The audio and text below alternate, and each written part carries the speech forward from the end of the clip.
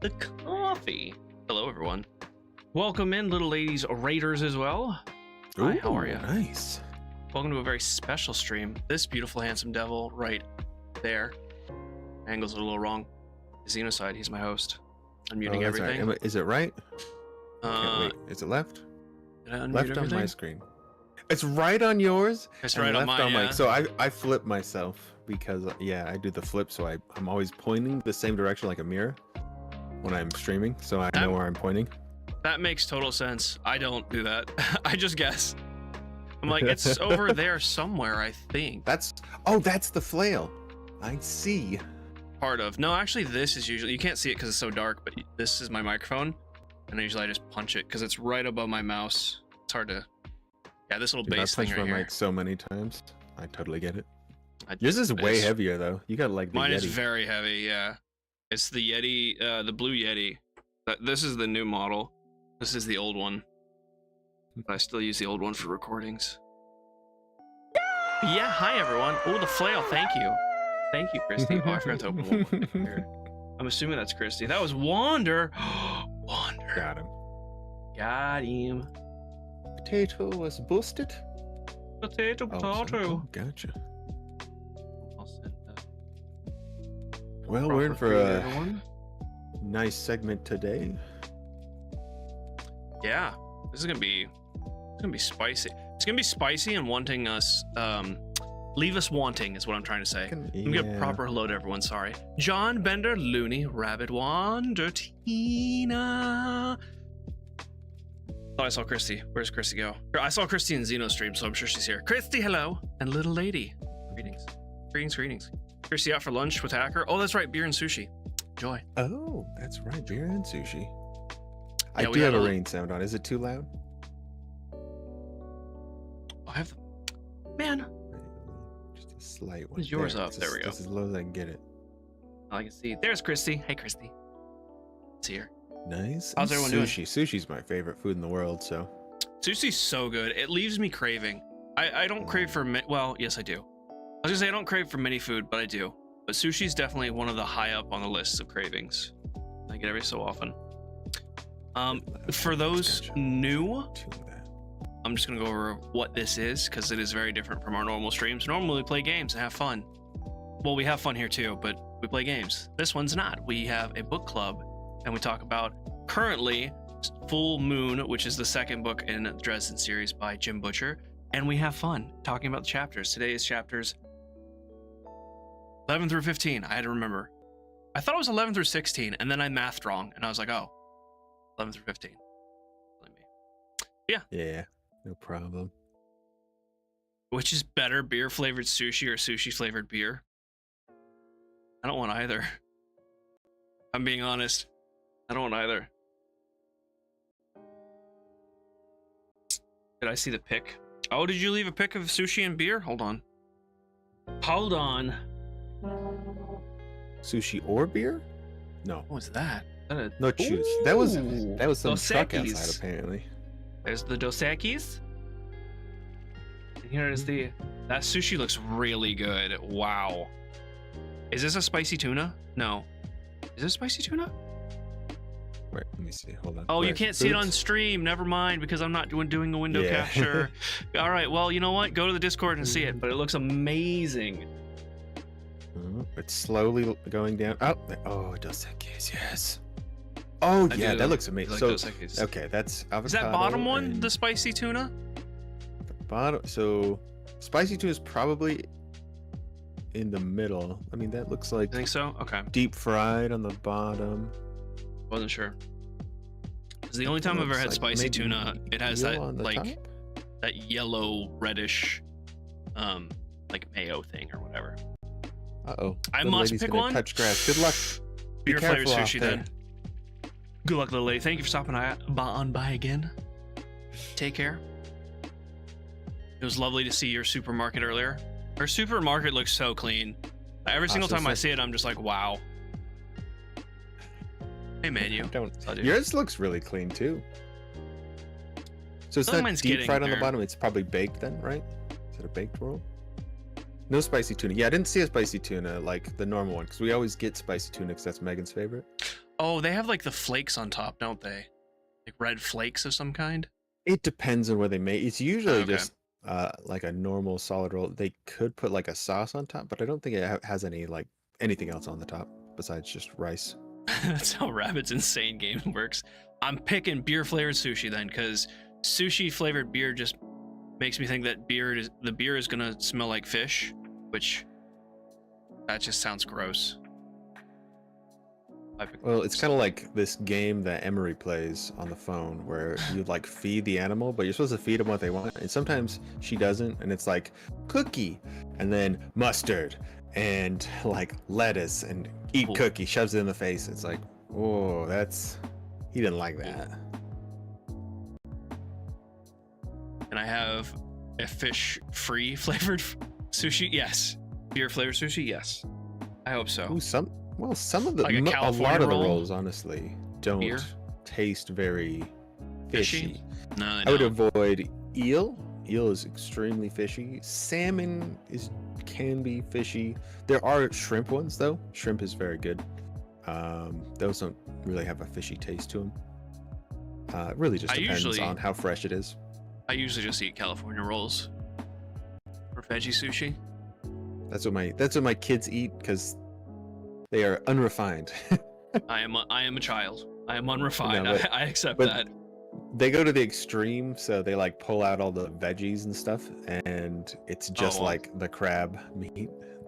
Don't do that. Oh, okay, no, I have had like imitation crab sushi, and I do like spicy tuna sushi rolls. Those are really good. Ken has chicken nuggies? Yes, you can. Ooh, Freshwater chicken eel is amazing though. nuggies. It just needs to be fresh. Spicy nugs. Nuggie is really good. I agree, but it needs to be done correctly. All right, Ooh, salmon's so good. Ooh. we have done our food segment. It's time for the book. I don't know what that motion was, but that's what we're doing. Book time. That's Book time. capital book. I love the hand Capital- like slicing, just Book. sharp. That was a P, but That was a sharp, P. It's a angular. P.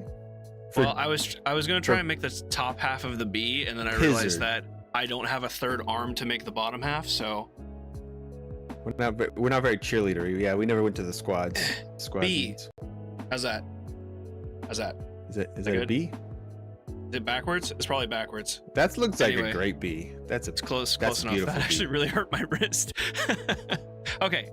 Anyway, where did we leave off in chapter 10? So he walked into the office and Marconi was sitting there. In his, right. in his seat. Okay. And Marconi gave Oh, him wait, the no. information. He let him have it. He told him off. Yeah. And that was the end. He gave him the information on the Harley McFinn bypass. Yeah, the bypass and, yeah. McFinn. and the. God, I don't have my notes from the last chapter, so I'm going off of memory. Mhm. I don't remember. It's the Pacific something pass, but yeah. Let me check. So we started chapter 11, and I had to go back a chapter because I thought I missed something. Because chapter 11 starts with having a demon trapped, a demon trapped essentially in a summoning circle that Harry has in his basement. Him screaming. Yeah, and slamming his pincers, the crab-like pincers, against the unseen barrier. Can you hear what's going on in the background? A little bit of scratching. That's all. Okay.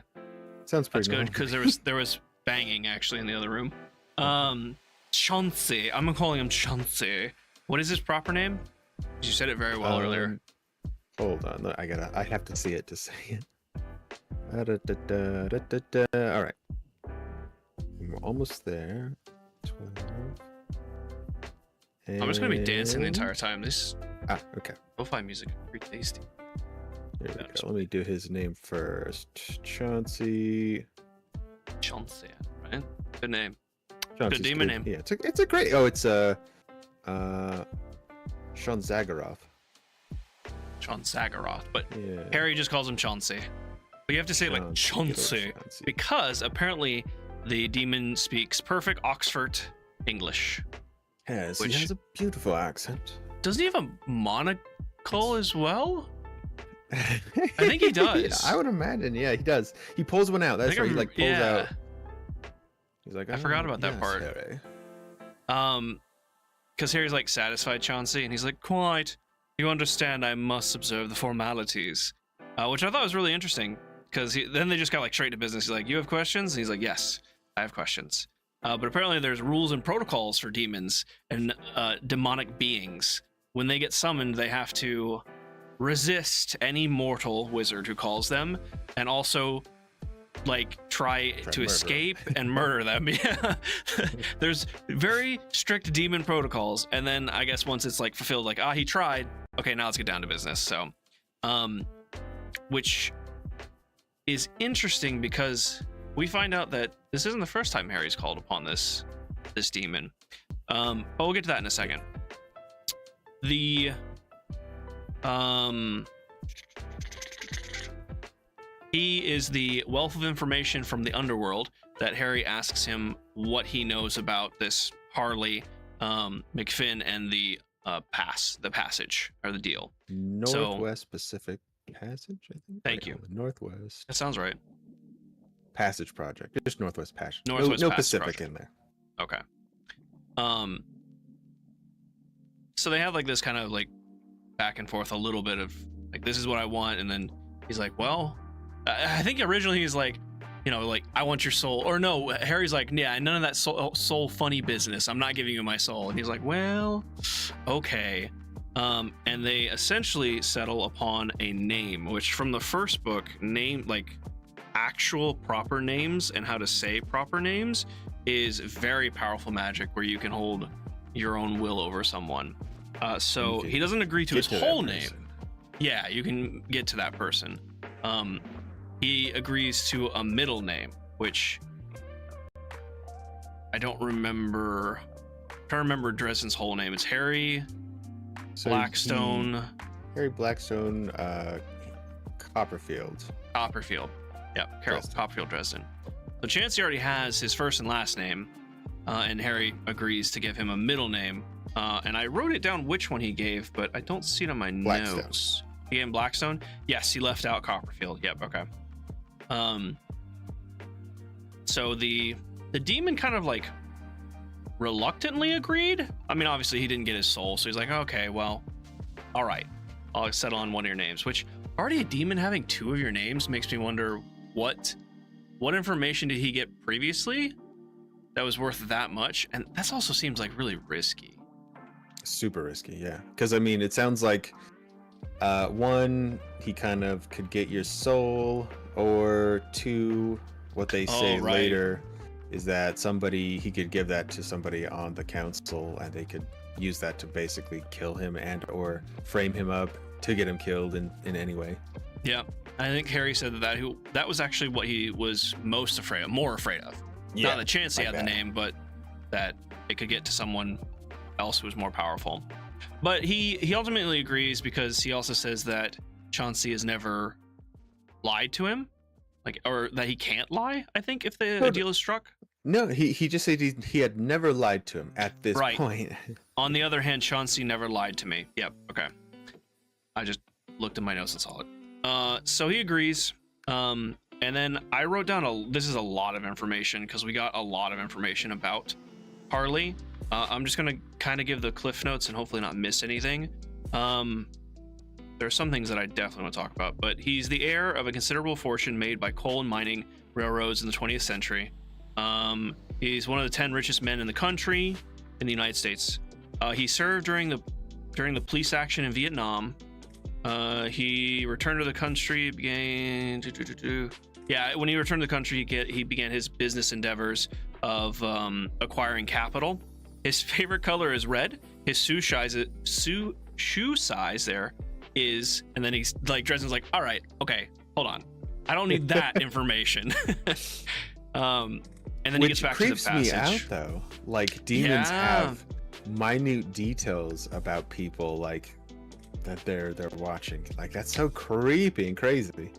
I want to later, in one of the later chapters, I want to come back to that, because there's that is very, very true, and there's like kind of a link between this and another event that Jim Butcher didn't say, and I want to talk about that, but we'll get back to that one. But you're absolutely right. They have such like vivid detail of things that are happening. Then he goes into the Northwest Passage project. It is a effort to buy enormous tracts of land beginning in the central Rocky Mountains of the American Southwest, and moving upward northwest. And he is trying to procure the land and donate it. If to the government, then they have to guarantee that it'll be used as part of the Northwest Passage project. So it's like this whole like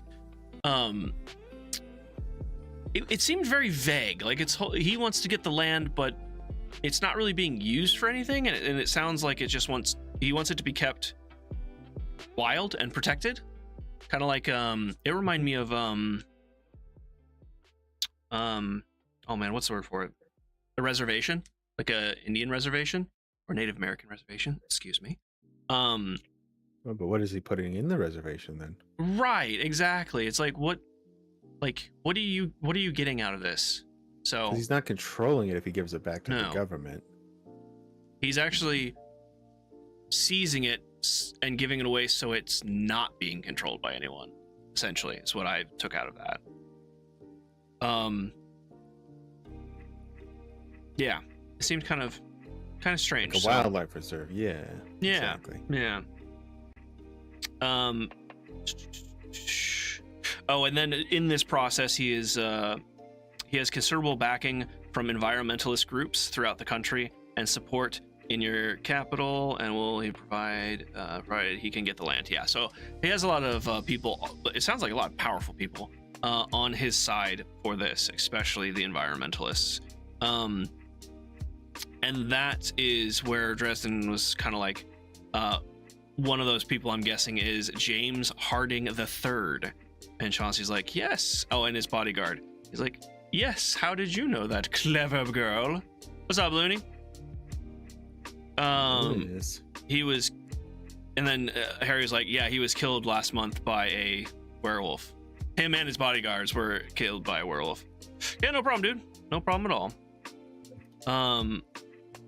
As well as several other people.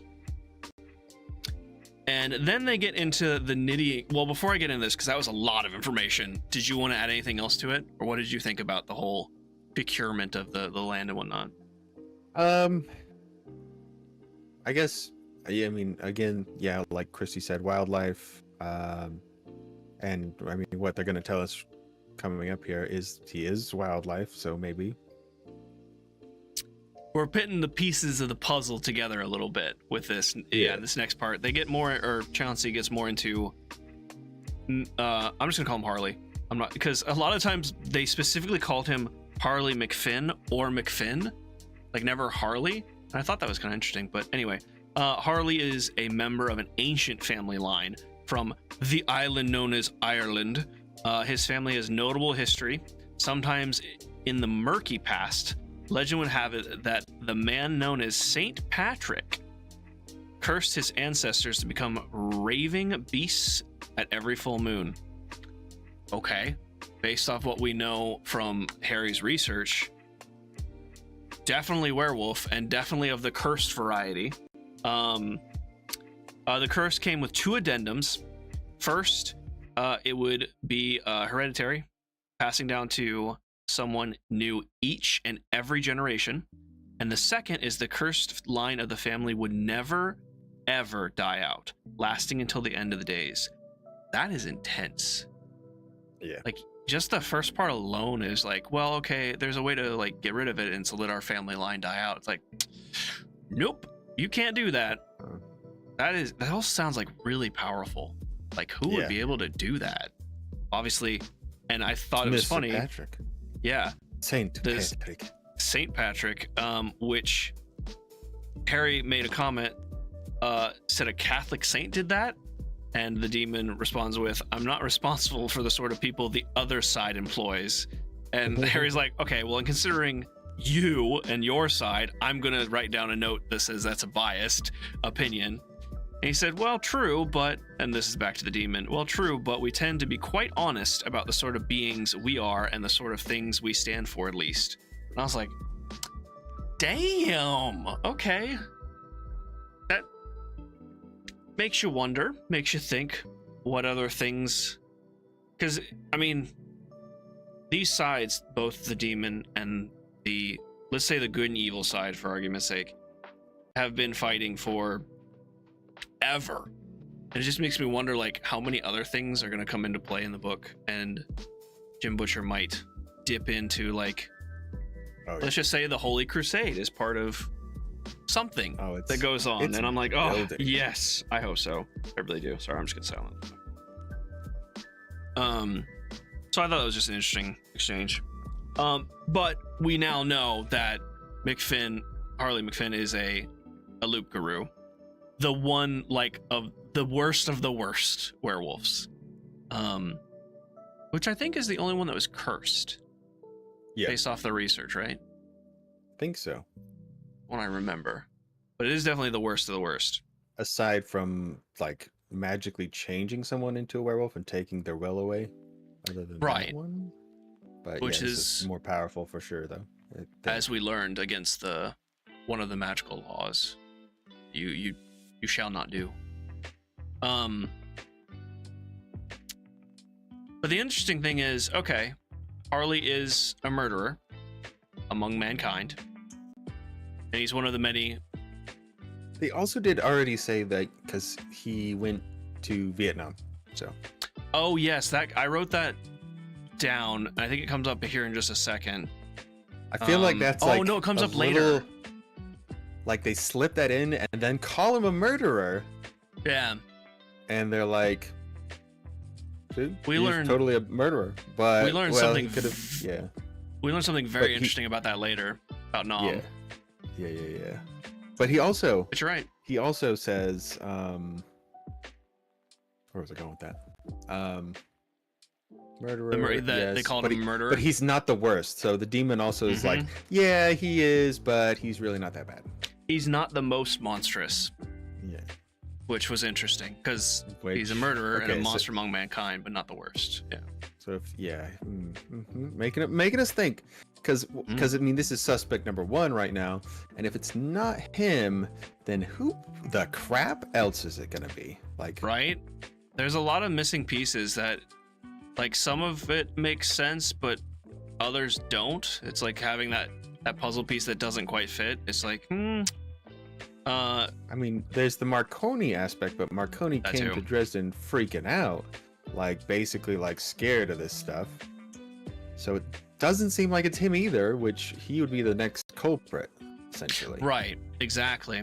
And Harry asks him, do you know, asks the demon, that is, do you know who murdered the other people last month? And the demon says, and this, I found this super interesting. The demon says, I do. Murder is one of the foremost sins, and we keep close track on sins. It's like, oh. And Harry flat out asks him, well, who was it? And then the demon's like, Harry, really? You know I can't tell you that. Like, and he says, in the first place, our bargain was for the information regarding McFinn and the Northwest Passage project. And in second, which I find the more interesting part, I could not tell you the answer to such a direct question, and you know it. There are limits to how much I may involve myself in mortal affairs. Makes you wonder. Yep. They keep close. Well, okay. At the beginning, we found out that, yes, demons want souls. Like, that's their kind of, let's say, ultimate goal is to collect souls.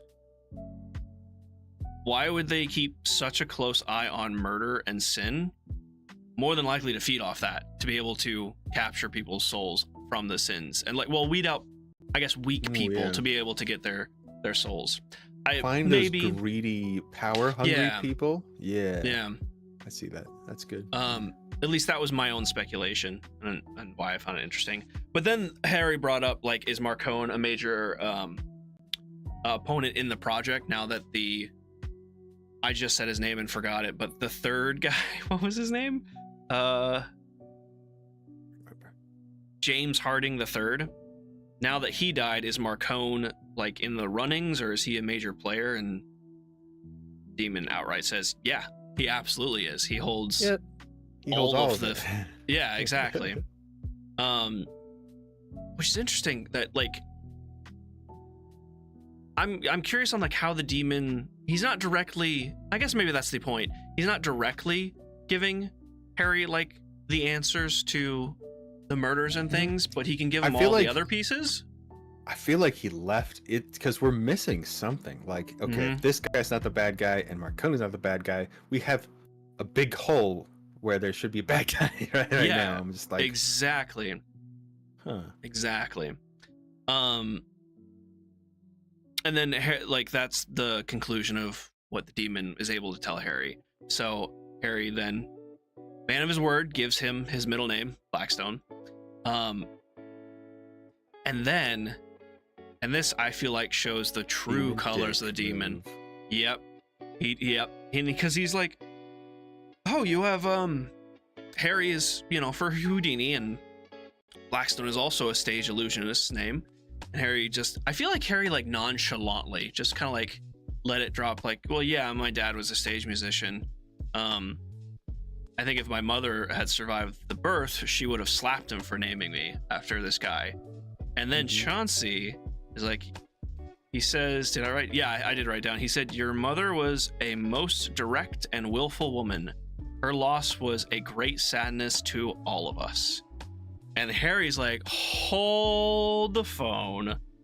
What do you mean? You knew Margaret Gwendolyn? Is that how you pronounce it? Yeah, I think so. Yeah, Gwendolyn. Gwendolyn? Dresden?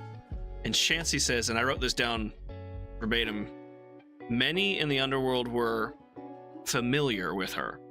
Harry Blackstone Dresden, which I think it's funny that everything, well, I don't know if every time he said Harry Dresden, but a lot of times in the early conversation, he said Harry Dresden because he knew those two names. And now he learns the third, he Harry says Blackstone Dresden. Yep.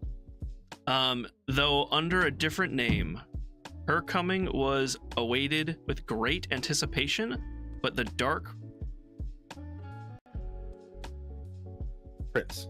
Sorry.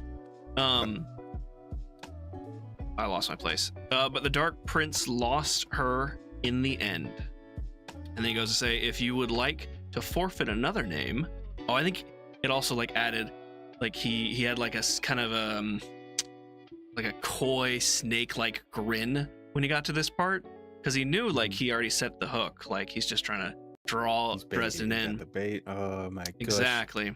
What a jerk. And then these breadcrumbs, like, and he dribbles these breadcrumbs, and then he gets to that part, and then he also says like the unnatural deaths of both of your parents, and like he said to know all about your mother's past, his oh yeah, and then his voice twisted in distaste, her redemption, and the which, okay, what redemption? So yeah, I want to know it so bad. I mean, like, if we put the little pieces that we have together, if you sell your soul for some power, black magic, obviously, like, because that's what he's trying to entice Harry with. You get some power, but they get your soul afterwards, at the end of your life, because that's what he says initially. Like, it's not until the end of your life, then we'll get your soul, so you have your whole life, blah blah blah. It's no big deal, Harry. But your life is damned, which is. But your life is damned, which I feel like has its. Yeah, and I think it also has repercussions. Like, yeah, you live the rest of your life, but it's not good. Right? At least I think. Yeah, who knows? But then she somehow redeemed it, got herself off the hook before she passed away. But seemingly, maybe it got them both killed, or her. Well, killed, he says, and the unnatural death of both mother and father. Exactly. And I am certain we can work something out. Little butthole. Yeah, it's like, oh, you were. And the other thing is, you know that he knew this the entire time, and he's saving it. He already has 3 names. He only needs 1 more, and he saved it to this point to try and get the last name, which Harry did not give him. He flew off into. He let his emotions get to him, in the best possible way. His head's like swimming. Unnatural deaths. My mother's dark past. Like, what is going on? Does this explain my fascination with dark magic? Which I thought was a kind of an interesting jump there. He never, like, he's never said anything about that before. No. And we're like, oh shit. Well, it's hinted because we know he killed his master. Yeah. Yeah, and like when he went into, or when he was approaching the house of Victor and all the dark magic, he talked about just, I could end it now. I Yeah. just hit it with a fireball or whatever. Boom, and just we could take kill all all that of 'em. power and just kill everything. Yeah, all that rage. So we already know that he's got a fascination or some sort of pull towards this dark power. And then he asked, like, maybe it's part of my attitude towards the foolish White Council. And that's where he just, like, he breaks, and he says that he didn't even realize that he was shouting until Chauncey physically, like, recoiled from him saying, and he I'm not gonna read it verbatim, but he does call him some sort of dark spawn, and tells him to go back with which he came, and that he's lucky that I don't send you home with your bones torn from your body and your beak ground to dust. And that's when the true colors of the demon just, like, he just rages out, starts beating on it. And he says, and I am going to read this verbatim, he says, "Oh no you don't, you slimy little shithead," and then essentially, like, reduces him to a tiny crab until he goes pop, and then goes back to whence he came. That's so good. Yeah, oh, that whole scene was just so good. It went from such, like, a, I don't want to say innocent, but such a kind of, like, playful back and forth, which is like, oh, Harry, you know I can't tell you that. You know there's rules. Sorry, I, was beaten on the glass or whatever. Being like, we are gonna get you. You're gonna die. We're gonna take your soul, Dresden. Yep. And it's like, oh, there's the demon. Yep, there's the demon. One thing that I totally spaced was he gave the address for Harley's place in Chicago. 88th Ralston Place. Funny you bring that up, because then he gets a call from Murphy saying that we've got another. It's talking about a body, obviously, and he's like, all right, what's the address? 88 Ralston Place, and his heart just, like, drops. And that's where the chapter ends. Shit. Before we get to that, so I wanted to talk about the demon a little bit. We've seen the Toad Demon. He had a name, don't remember what his name was, but I mean, the Toad Demon was just rage, like, just attacking oh, now granted, it did have orders to kill Dresden the first time they ran into him, and then the second time he also had orders to kill him, but there was that where Victor messed up and gave, like, he said its actual name, and Dresden was like, it amazes me how foolish you are, and then he uses the name, and but in the end the demon still just freaks out and just starts killing, well, Victor, because he's the one who fell from the balcony. But now we have this other demon that, like, that uses, let's just say, diplomacy, I'm assuming, to get people's souls. Like, I'm sure Dresden's not the only one he does this to. And it does say that he's, like, a wealth of knowledge for a lot of wizards. So, like, a lot. Yeah, he did. Yeah, wizards forgot about that. Wonder how many wizard souls he has, or full names. Because yeah, I think Dresden said it in the last book, actually. He said, like, the knowing real names is like a wizard's Rolodex. Is that what it's called? Yeah. You collect them because they're powerful, and you hold power over people. So demons, I would assume, do the same, and in addition to souls. Maybe it's part of getting their soul. But yeah, I thought it was really cool. We got to see a new demon, a new side of the now, I don't remember if demons are part of the Never Never, or if the Never Never is a different place and there's, like, hell that has demons. I think that's the Never Never. I think that's the same. I'm not 100% obviously, but I think so. Because if that's the case, then fairies, like the Toot that we met, is also from the Never Never. So demons and fairies live in the same realm. Which, yeah, like any of the, I would say, mythological things or whatever that people that are magical probably are from the Never Never in some way or another.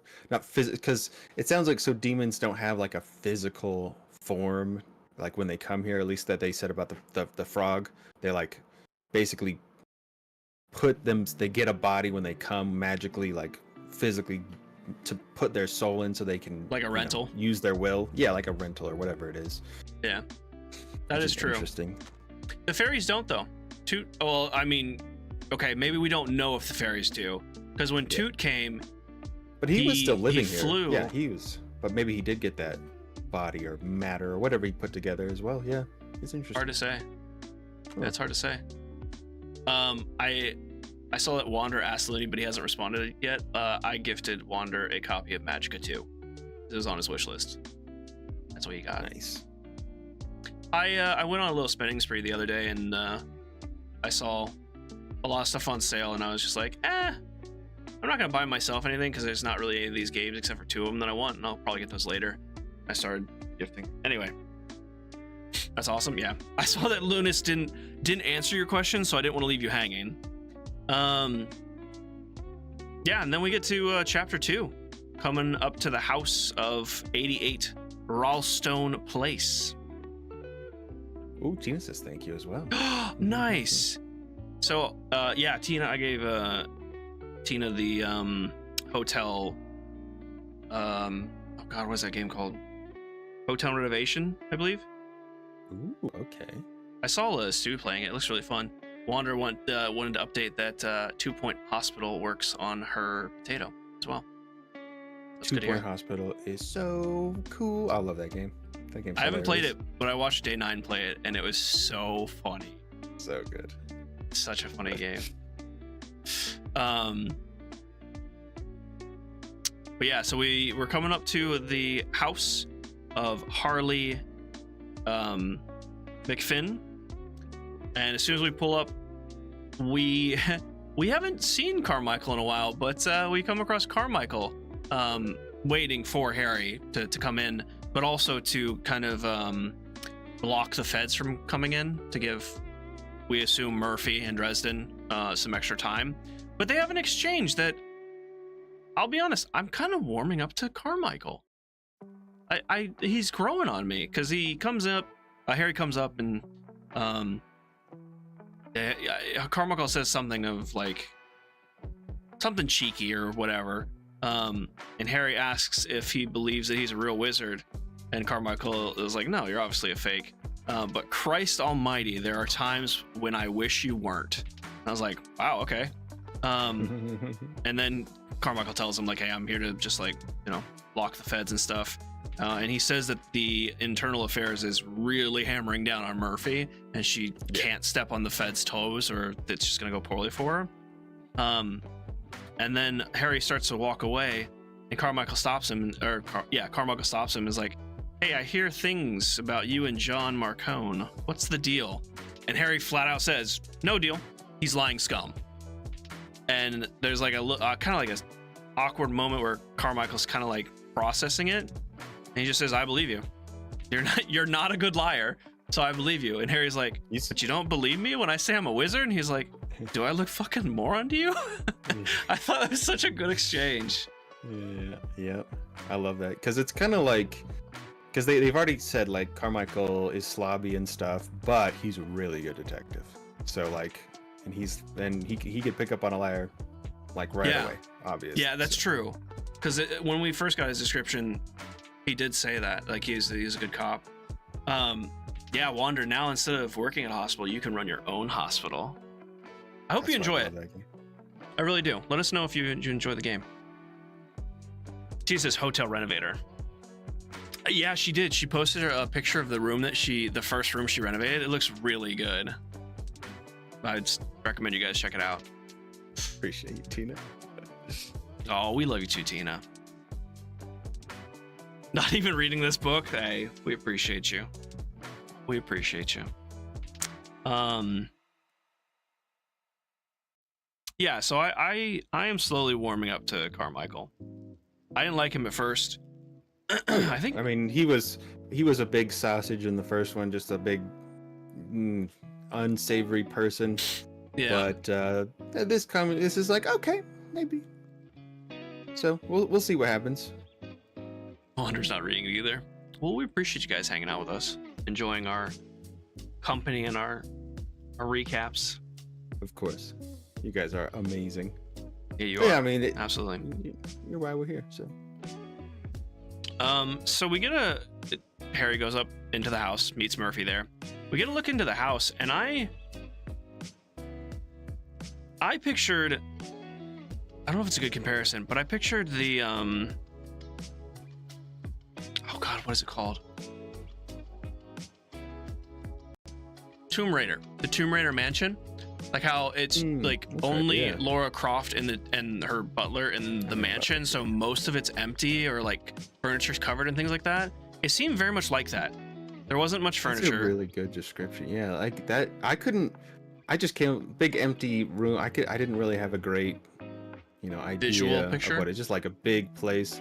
He calls it an apartment. He's like, well, it's too big really to be an apartment, but yeah, they didn't outright say mansion, but that's where my mind went. I was like, this has to be a mansion. This dude's rich. You're a billionaire? Yeah, you have a big old mansion. Like, and when he's like, the whole place is this guy's, which is like, that's like a complex or something, Like, it sounds like it's massive.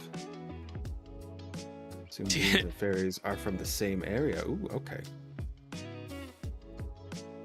Who said that? Oh, Hacker. There we go, Hacker. I was looking at your chat. Not assume demons and fairies are from the same. I didn't so most of my references from D&D, and in D&D there's the Feywild, there's Hell, and the Abyss. So there's all different worlds that they can come from, but they're all magical creatures. So I wonder if it was similar, like things are of the Never Never, but there's different like worlds within the Never Never. But we'll more than likely get to that later. That's just me kind of like. This is all speculation. This is all we have so far. Yeah. Wander said book club is the best, and Tina said it is fun. It is a fun way to hear the story, though. That must be very interesting to hear our recaps as the story. Hopefully we do it justice, but I'm glad you guys are doing. Yeah, so we're going through this empty mansion, and we get to the master bedroom, which is also again empty. Not much furniture. I guess like a bed. There's a broken window, and it says what the room did have was blood. There was a lot of blood everywhere. Large wolf prints in the blood, and then towards I think it said beside the bed, or maybe like towards the center of the room, there was a circle, the remains of a greater circle with 3 summoning circles. Where have we seen that before? Chapter 1. Which I was kind of wondering when we would get back to that. Right? We knew it was coming. We're gonna see it again. Here it is. Yeah. Triple circle. It's a better Sparks Notes version. Thank you, Wander. God, did you ever use Spark Notes? I for sure did. You know what Spark Notes is? You know what Cliff Notes are? Yeah. Same thing. It's a different company or a different website. It's just a bunch of books that they. For those of you who are too young to remember, in school, instead of reading the entire book, sometimes you just read the Cliff Notes, which were just summaries of the book. But there's Spark Notes, there's a whole bunch of other websites that did the same thing. I never actually saw any of those. Like, I remember people would use it as like the phrase, give me the Cliff Notes, Yeah. Like, became a saying for sure. Yeah. But I think I used it once. They probably don't do it anymore, but I used it once for a quiz because I was running out of time to read the book, and I failed the quiz. Go figure. Turns out teachers actually look at the Cliff Notes and make questions that aren't on the Cliff Notes. Who knew? Hacker says that it's a better Sparks Notes version. He said you might want not to. Wait, no, there was another one. Where is it? I do think he leans pretty heavy on kind of D&D concepts, which makes sense. It's a good base because there's so much to it already. I mean, D&D has been around forever, so it's a good frame of reference to kind of like organize yourself if you're doing supernatural beings. But man, this shouldn't be a spoiler. I do know quite a bit of my mythology, so I know some. I love mythology. So do I. There's actually an interesting. That's a very good point, because something comes up later that we're going to talk about that is in. We'll get to it. I don't want to give anything away. We'll get to it. So yeah, there's the circle there. It also, if I remember correctly, it only described the first 2 circles, the inner circle and then the second circle. which makes me think that it wasn't finished. Either way.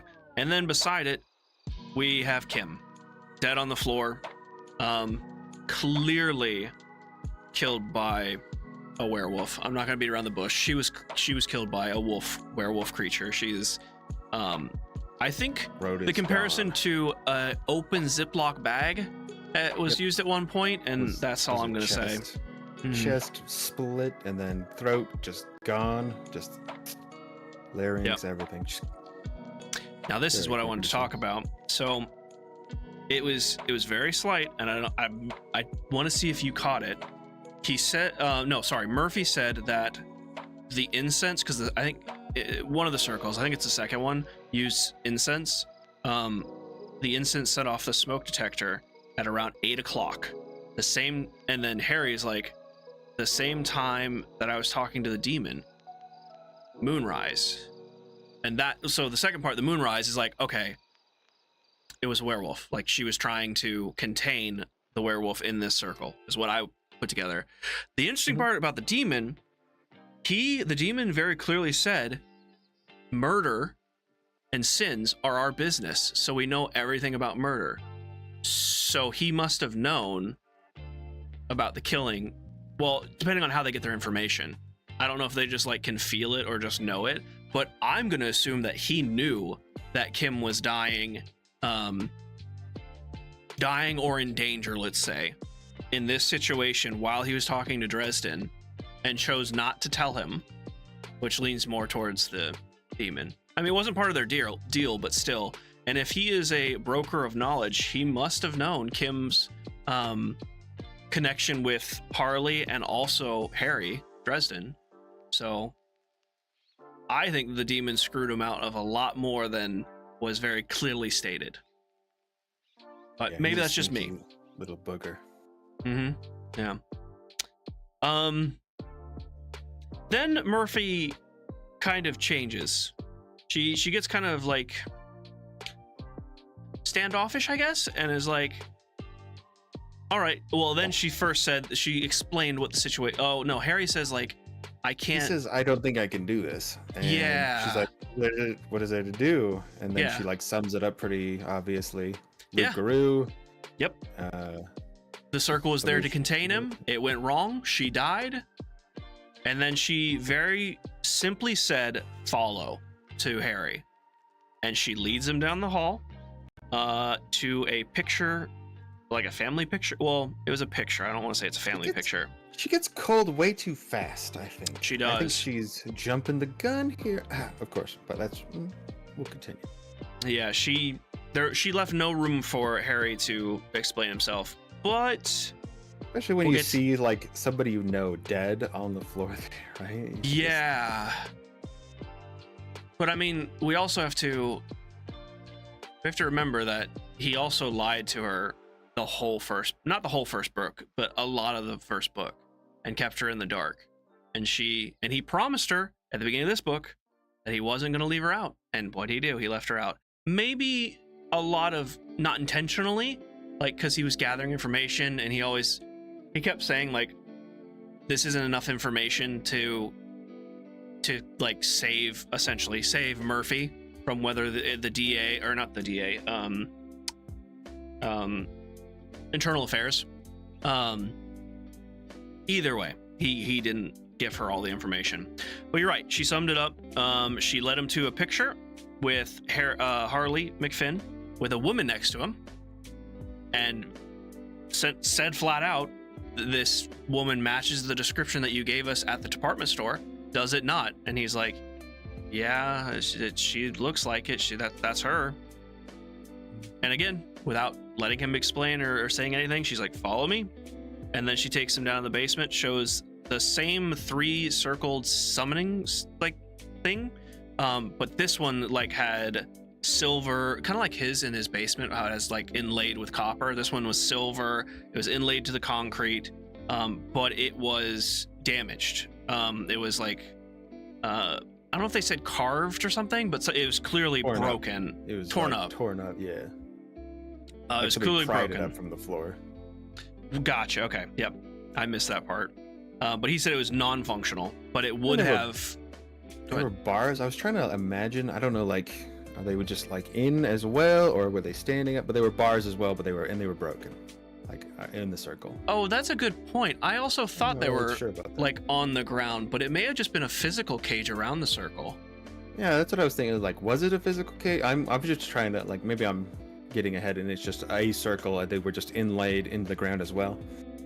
The metal and the gems. I'm thinking, yeah, it's probably just in the ground. I mean, that's how the circle's all, because it has to be a solid circle. It does have to be a solid circle, but Harry did explain that I think it was the second circle was made to keep mortals in and out, which physical bars would make sense for it. True. So maybe they were inlaid circles. Okay. Yeah, okay. That's what that's what I'm imagining. Yeah. All like Harry's basement. Okay. I lost my place. But yeah, he said it's broken, useless, but it would have been able to contain. It was good, yeah. A werewolf. Which I'm always like, who did that in the first place for him? But I mean, whoever did was good, knew what they were doing. So yeah, they didn't really think about that. Maybe it's just unimportant to the actual story, and that's why they don't bring it up. But I'm just thinking out loud, of course. No, that's a great point. I did not think about that, because it had to be at least someone Dresden level powerful, and we've in the first book, we know he's really powerful. Like, according to the like magic community, the only person, and like Bianca and like Marcone, the only person that was strong enough to kill people from miles away by bursting their hearts out was Dresden, according to them. So Dresden's really powerful. So if he's comparing it to like his circle, this person would have to be just as powerful. That's a really good point. I did not think about that. Maybe it'll come up later. I hope so. Yeah, knowledge of breaking. Yeah, so they did know, like, they were clearly trying to sabotage that circle. Well, the knowledge of how to break it and also why to break it. Because not your average person would see that and be like, why would you need that? Why is that important? That's another mystery. That's a really good point. That comes up later when we'll come back to that.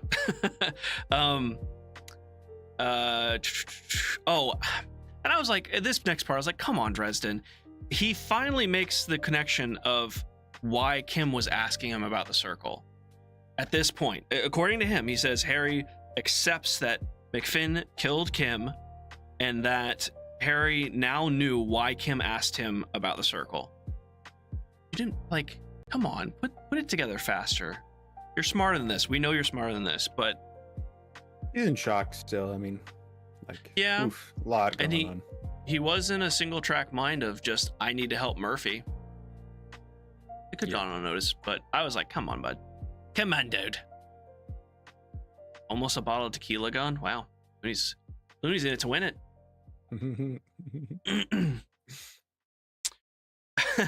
Wander says, I think I would like that job, magic barrier circle inlay maker. I like that. Right? Yeah. I like that. That's funny. That would be a gig. I like that job. Be a nice one.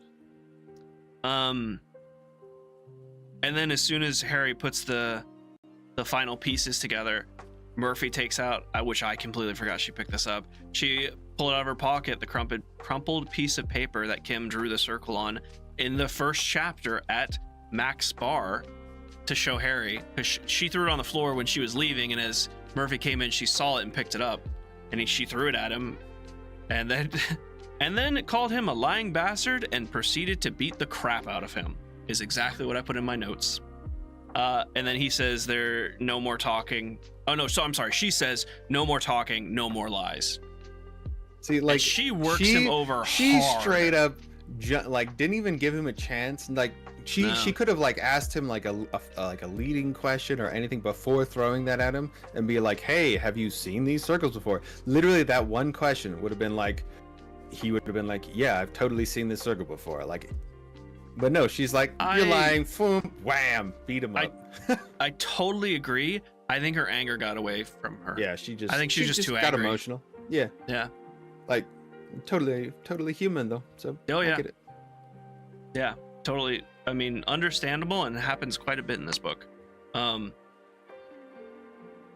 Yeah, she she messes his jaw up. Like, oh oof. yeah, like she messes his Oof, jaw hell. up. Like he's also not resisting. I think No, he's just like, taking it. Ow, ow. Oh. Bam. Arrests him, cuffs him up. Yep. Cuffs him. Just takes him out. I don't think. Did I miss any details of the house or anything that you wanted to touch on? There was a lot going on in that chapter, and it happened so quick too. Cause she was like, as soon as like they saw one scene, she took him to the next scene, bounced around a lot. I mean, we know we got our McFinn's face, very gaunt looking, bones tight to the skin face with his chick. Oh right. But he was, yes. I don't think he talked about his eyes yet. I think that comes up later. No, that does come up later. Yeah, I'm getting ahead of myself. Yeah, and then just straight into the. I see you were saying earlier for all of you in chat. Zeno was saying earlier that he couldn't stop reading. Me too. Like when I got to this part, I couldn't stop reading, so I had to keep going. This was the one night that I read 4 chapters back to back. It's just, oh man, it just got so heated so quick. And then right into the next chapter, Murphy is leading Harry out in handcuffs of the house, and Carmichael's reaction was the best. He was just like, he's outside holding up the feds, just like making up some BS or whatever. And then he sees Harry and he's just like jaw dropped, shock. And he asks Murphy, like, are you sure about this? And she just kind of throws him at Carmichael and is like, all right, come on, feds, come inside. And Carmichael's like, and here I was getting ready to throw in on your side. Guess I'm just a sucker for the underdog. Which just to me is just like Dresden's just getting hammered down, like down further and further and further. He couldn't save his friend, which is kind of a repeat of the first book. He couldn't save Kim. He's lied to. I don't want to say he's lied to Murphy, because I feel like he hasn't lied to Murphy. It's just he's been getting like. Go ahead. He didn't get the opportunity to to really go into depth there while everything was going on. Very emotional, and then now he just got whooped and arrested. Oh, to back up a second. Murder. To back up a second too, before she beats the crap out of him, Harry was saying like, I lost Kim, I wasn't able to save her, I just need a friend to talk to, I just need someone to talk to. And then she starts beating the crap out of him, which was he was like, like, come on, he's about to like, he needs to vent, he needs to, and then bam, he needs someone to support him.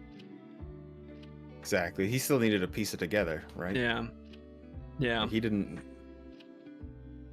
But yeah, no, like Chrissy said, she thinks that he's part of the killings, and she is, from what it sounds like in the interactions and everything we know up to this point, she's very much. I think it's fair to say she's by the books. Like she's also first. Like emotionally like crippled and like, because everything's going on in her life is terrible. She's like getting to lose her job, and she's getting hammered on all sides, so she is like holding on by like tooth and nail, basically barely able to keep her job. And then the whole Dresden thing, she thinks he's lying, so she just snaps immediately, which totally, that's what would happen for sure. That's very true. Somebody under that pressure. That is so very true. Yeah, and the I don't remember the Fed's name, the main guy. I remember Ben or Benz or whatever, the chick that almost shot Murphy. What is the dude's name? Oh man, I forgot again. Denton. That's his name. Denton. I was gonna say with the D. Something D. Yeah, I was gonna say it's D something. It's Denton. That's right. Yeah, he sees Harry and there's like a moment of like, I think because Denton is surprised that he's alive for one, because he sent him to go die, right? That's what he did. He totally set him up to die, and he's like, oh fuck, he's alive. I didn't think about that. I thought he was just shocked because he was, beat to a pulp and arrested by Murphy. But wow, that makes so much more sense. That's what I think. I didn't think about that. Oh, okay. Yeah, I do remember Goofy Young Harris. Yeah, I like Harris. I don't know what his deal is, but I like the little redhead Fed. Yeah, he's interesting. He's funny.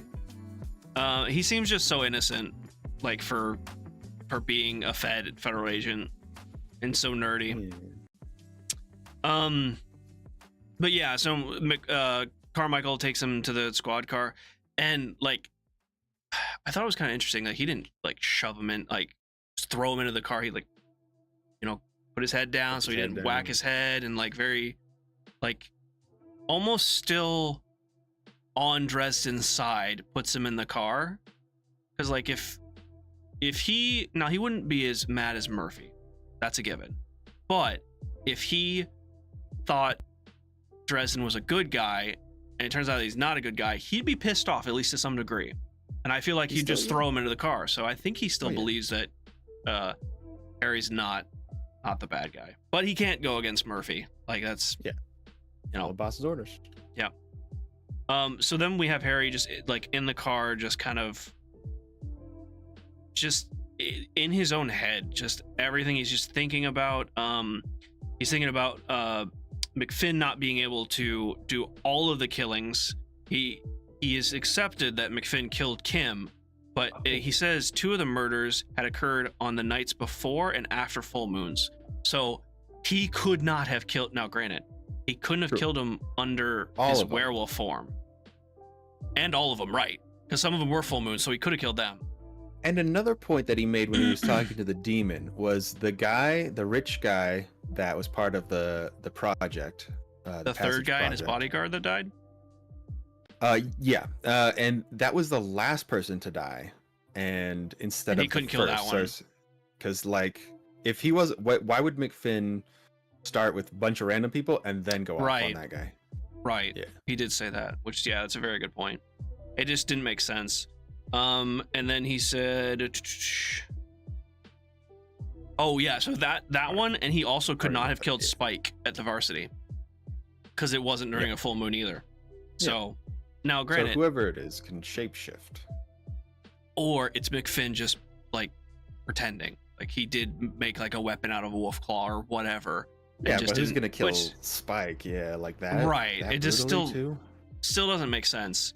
But these are all the things like he's thinking of and like trying to piece the puzzle together. And then, I forgot to say this. Okay, let me backtrack for a second. When they were coming up, when Harry was coming up to this house, he could have sworn someone was watching him, which was really, really important, because here, again, the hairs on the back of his neck stand up, and he thinks someone's watching me.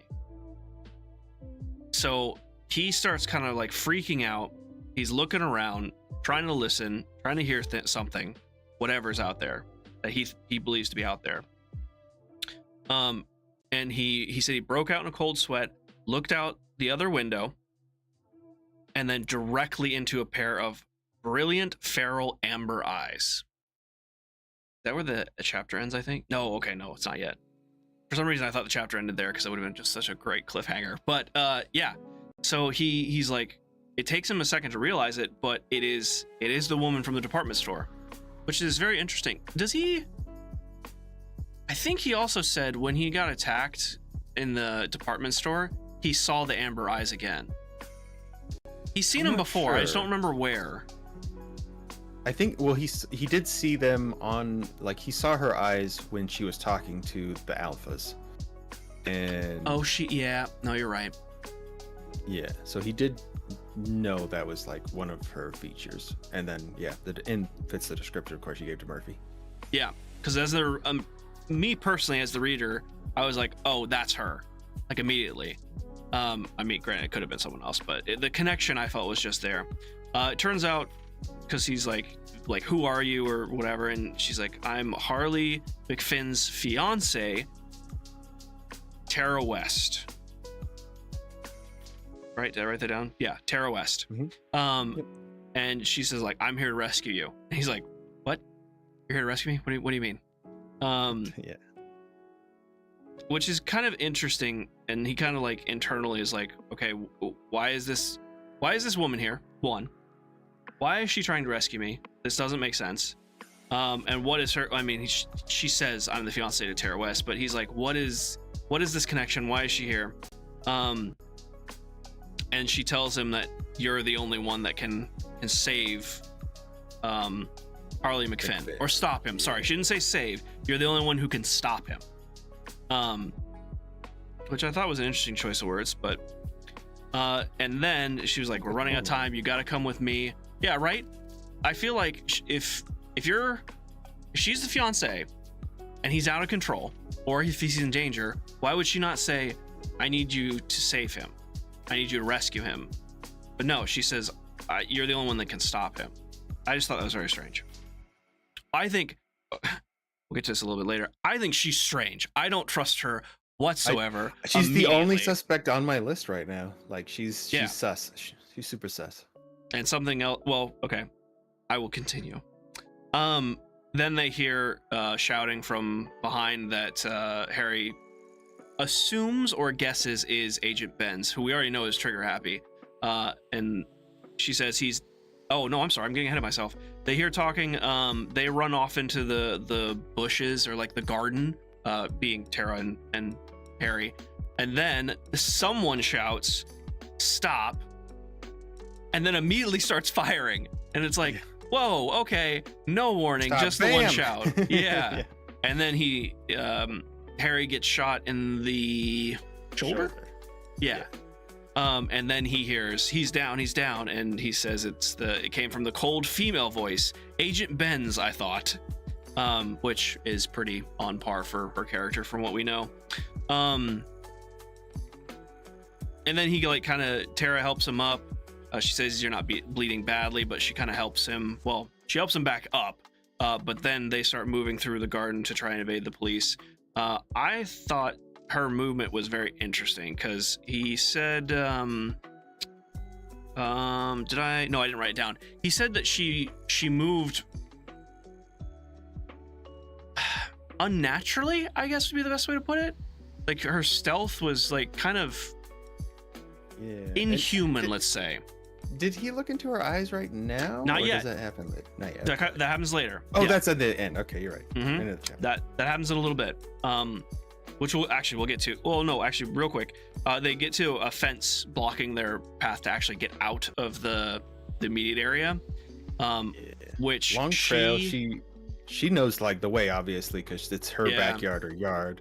Leads him through that place, and then gets to that fence, and he's still shot, so he's like dying and passing out basically. He's also beat up. Like he's beat been beaten up. He's been shot, and he's handcuffed still. Oh yes, and he's handcuffed still. Yeah, so he's like, I can't climb this, and she like, this isn't how it's described, but it's how I picture it. She just like shot puts him just over the fence, and he just like falls gracefully. That's not what happens. She actually like lifts him up, and he like up to his waist, like kind of bends over the fence, and then just flops over. He's like, it was very ungraceful. Onto his shoulder. Yeah, onto his shoulder. Yeah, he's in a bad way. And then he's like, now you're trying to climb over, and she's like, oh, we don't have time, they're on us. And that's where Dresden he almost like casts a smoke screen, but I'm gonna read it because the description's so good. It's it was nothing, just a low slithering movement along the ground, and then it erupted forth, billows of fog rising to cover the ground as the energy rushed out of me, covering Tara from my sight and causing shouts of confusion. And that was describing the like puddles of water or dew. I think even maybe his blood. Oh, it was his blood, you're right. So it started from his blood, and then the whole trail that he left, essentially, and he turned all his blood into this mist. That's right. It wasn't the dew, it was just, I thought it was the dew and his blood, but no, you're right, it was just his blood. That makes it even cooler, because then it's like red, cool, foggy. Yeah. Wow. Blood mist. Blood mist. Happens like instantly. So metal. No, and I'm surprised like there was no firing, but yeah, because they cornered Tara against the fence, and they're like, yeah, she can't make it. She's stuck because they have all their guns trained on her. But Dresden pops out some magic. Yep. Last minute. and then she climbs over the fence, and they book it out of there, and that leads us into the next chapter. Oh, and I love the Go ahead. exchange when she gets over because she looks at him and she's like, Oh yeah, wizard, and he's like, don't wear it out. Yeah. I'm so cool. Bam. I love Dresden so much. Did you want to add anything else to the mansion? Nope. That's good. There's so much packed in all these chapters. I felt like, especially these set of chapters, and I only really realized it when I was writing down the notes and stuff. There was so much information packed with every chapter, but it was so well laid out that it's just like I just want more. Give me more. Oh yeah, baby. Oh. But yeah, rolling straight into chapter 14, Harry wakes up in a hotel. He says, "I'm not a wimp. It just hurt that bad. My throat was parched, my lips were chapped." But he was, he was naked. But his wounds were cleaned. They were dressed. There was a survival guide or something, like a survival manual with the dirty gauze and stuff laid out. They were cleaned and dressed. Oh, there was not a bone. It may have been a bone saw, but there was a saw on the table as well. Someone, obviously, we assume it's Tara, but someone cut his handcuffs, so they're still stuck on his wrist, but they're like not connected anymore. And then he got up gingerly to the bathroom and splashed some water on his face. He said that this time Tara did not surprise me. She snuck up, which makes me think she was just in the room the entire time, which is kind of creepy. She was. She was sitting in a dark corner, it sounded like. Yeah, she was just watching him the entire time, which he's been out for a while, so I would assume she was watching. Yeah. Was it a whole day? Damn. Okay. Yeah. I assume she was just watching him the entire time. She's a creeper. But yeah. So this time she didn't surprise him. And I wrote this down because this exchange was very strange to me. They were she was looking at the wound, and he was like, you dressed the wound all nice and stuff, and he said something about the pain, and she says, "Pain is to be endured. It ends or it doesn't." And then he says, "I saw her consider my back, and then lower portions. You are in reasonably good condition," she says. "You should be able to withstand it." I was like, what is she talking about now? What is happening? She physically and like visually just summed him, like looked at him and said, "You're fit enough. You should be fine. Like, no big deal." I feel like it's such an insult to say you're in reasonably good condition. Like, it felt reasonably very complimentary, I thought. I felt it was kind of backhanded. Kind of jokey at the same time. Yeah. She's a dummy. Yeah. She's a dummy. Yeah. Dummy. She also, especially like with her mannerisms or her vernacular, something seems off to me. She seems like she's not like. She's very off. She's very not person. She's not person. Yeah, that or like she talks like someone who English isn't her first language and maybe not even her third language. Yeah. It's very. Ooh, Christy made home. Welcome back home. Hopefully you enjoyed your lunch. It looks great. It looks really good. Yeah, there's just something off, especially with this like whole interaction, because I'm sure she didn't mean ooh la la, but it came across like, especially the last part, "You should be able to withstand it." I was like, are you talking about the pain, or what are we talking about here? But I'm sure she didn't mean it. It was just like one of those things, like people say things that like like with all innocence in mind, but it comes across as something completely different. So at least that's what I took from it. And then he asked her like, "Where are we?" And she's like, "We're at a hotel. I used cash. McFinn told me," especially this part. She said, "I used cash. McFinn told me that the police can track the plastic cards." Why did she say plastic cards? Why did she not just say credit card or debit card or, just seems off. She's weird. Yeah. And then Harry tries to get answers out of her, but she's really not answering anything. She just says, "We gotta go. We gotta go. We gotta go." And she leaves the room and like comes back. She's like, "All right, we go now." And he waited, like he's like, "No, I'm not going. Like, yeah. No, I need some answers." And she's like, no, we're gonna leave right now. And she leaves and then waits like 3 minutes or so, right? Like it was a couple minutes. Yeah, it was a couple minutes. It was really weird. Then comes back in and is like, maybe we're Wander. going. Yeah, she grabs his shirt and is like, we're going. And that's when the soul gaze happens. I'll let you describe what happens. So you were talking about it earlier. Not soul gaze, because he looks into her eyes and he's like, ready for the soul gaze. He's like, where's the soul gaze? And he's like, there's only 2 types of people that I can't have a soul gaze with. And one is if I've already soul gazed them before, I would totally remember.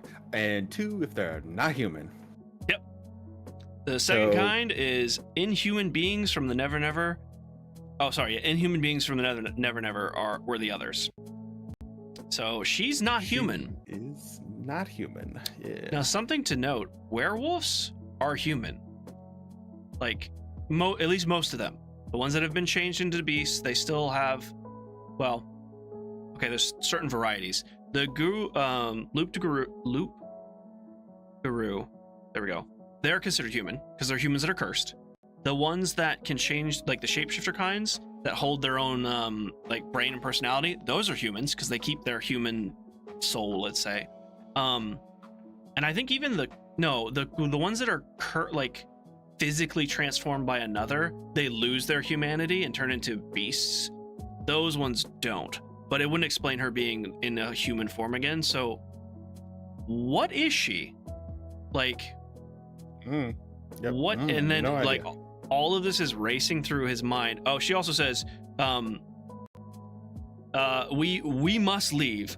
I called the police, told them you were here, armed and dangerous and irate. And he's like, oh, okay. And still, I mean, he's still kind of like on the fact that she's not human. So he's not, I don't feel like he's like putting up much of a fight anymore. He's like, okay, what's going on here? And just kind of leaves with her at that point. Oh yeah, and she gave him like change of clothes with, I love this. It was like purple sweats and an I Heart something shirt. What is it? I didn't write it down. What was it? Yeah. I think, wasn't it cowboy boots again? I think he is wearing cowboy boots again. I don't remember what the shirt said. It was really good though. Goofy. So he's in a goofy outfit yet again. But yeah, so we just got our suspicions confirmed. We don't know what she is. She's not human. I don't want to say she's not to be trusted because we don't really know that yet. But we have a lot of unanswered questions, and even Harry is trying to figure out, okay, who or what is this woman? What are her intentions? Yeah, she's at least trying to take him to McFinn, so that's something. She is. That's true. For what reason, we're not sure. Well, I mean, she said to stop her husband, but I mean, why should we believe her?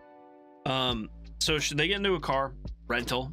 It was something old and beat up, which Harry was like, that's good because it'll take the feds longer to find them. And then she drives one of the smaller rental companies. That's what it was. Check that last. Yeah. Yep, that's what it was. Yeah. So she drives them to Wolf Lake Park. And Dresden's like, really? I mean, really? Isn't that a bit on the nose? And they're like, no. Or she's like, no, feds are dumb. And he's like, yeah, but Murphy's not. Like, you have more than feds coming after you now. And then I think I skipped. Hang on, let me read this real quick. I think I skipped a little bit. No, I did not. Okay, so during the drive, he's just thinking more like, okay, McFinn is truly a Loup Garou, changing the beast during the nights. And I feel like he's going over this a couple times, like, okay, he couldn't have killed these people, he could have killed these people. Was it the Easter's been canceled shirt? I thought that was the one from the first one. Easter's been canceled, they found the body. No, I think that's it, right? Yeah, it's like a goofy, yeah, like nonsensical T-shirt. Yeah. Okay, I'm probably misremembering then. I don't. I love the small details; they're so good. And then he starts thinking, okay, well, Tara West is not a werewolf. because werewolves are human beings who used magic to turn them into a wolf. Oh, even those are considered humans as well, because they, therefore she wasn't a human being. So he's making all these comparisons, and then, oh, this is the part where Hacker was talking about the mythology stuff. He said that she might be some sort of shapeshifter, but most of Harry's knowledge in paranormal is Western European in origin. He said he should have learned more about India, Asian, all those other areas, Native American, that he never really studied. And then that got me thinking of like, oh, well, like all the myths that we know, like ancient myths for, Europe and India and all of those other cultures, how are they going to play a factor into this? Because like there's also, I think it's a Native American creature, the Wendigo. It's like a I think that was more of a monster, but it's kind of like a werewolf-like creature. It's like a yeti in a snow area, kind of like like a wolf bearish weird thing. That thing is real weird. I was gonna say that one's strange. It's not like a werewolf per se, but it has some like werewolf-ish tendencies, based off of my knowledge. But that just opens the door of like, oh, there's so much more than just like a werewolf. Well, I mean, we already knew that. Like we knew the different types of werewolves, but there's just like so much more out there that even Harry, being a professional wizard and knowing everything, he's like, well, I only researched the Western Europe or in origin like stuff. It's like, wow, there's so much more. This shirt is the shirt for this book was Invest in America by a congressman. That's what it was. Yep. That's right. That's great. That's a good one too. I thought they were really good. Yeah, I just thought that was interesting. I don't know. Had you already thought about that, or what did you think about the different origin and mythologies that could be at play here? Oh, there's too many to really think of. Honestly, it just goes down a rabbit hole until we get there. So, kind of just waiting to see what happens. Absolutely. Because I still don't know what Tara is. It's like, No. okay, now we got something else wolfy, because she's clearly a wolf. Because so I think at this point, he saw the bruise on her forehead where he had hit her with his blasting rod. He smacked her in the head, and it was a wolf creature that could clearly see in the dark and tripped him. Didn't kill him, tripped him, and he whacked him. So it's totally her that he whacked. That's the other thing. Like, she had the opportunity to just kill him, and she didn't, which is like, okay, what are her intentions? Why, like, what is her goal? It doesn't make sense. I have a theory, but I'm not going to get to it until we finish this, and then I'll share it, and I want to get your opinion as well. So they exit the car. They start searching into. They start entering the park and searching for Harley. Harry makes an interesting observation that Tara, like before in the gardens, was super stealthy. Like, wasn't making any noise, sneaking through the garden. Now, granted, you did say like that was. If she's telling the truth, that is her home. Like, she knows that like the back of her hand. But he makes an observation that she's very purposely stepping on things. She's placing her feet in obvious places to make more noise than she would usually. And Harry says that he doesn't have to try because he's just stumbling around like a, someone who just got beat up and shot. But I thought that was interesting. Like, she was very purposely making noise, which, if I was tracking down a werewolf, I wouldn't want to sneak up and scare them. Especially if I know the person, like if they saw me, they know me and be chill. And if I snuck up on them, they may not know immediately who I am and attack me. So it makes sense. That fits that she's like, okay. Yeah. Especially, I'd imagine some sort of werewolf coming down off of the werewolfiness. His senses are probably heightened still. So he's still got like a bit of that dog in him. Yeah, absolutely. Now the interesting thing is, this next part, and unless I misread this, Tara stepped in a snare that flung her up into the tree. Which, is she doing that on purpose? If she's purposely putting her feet in places to make more noise, maybe she didn't see it. She's pretty sharp.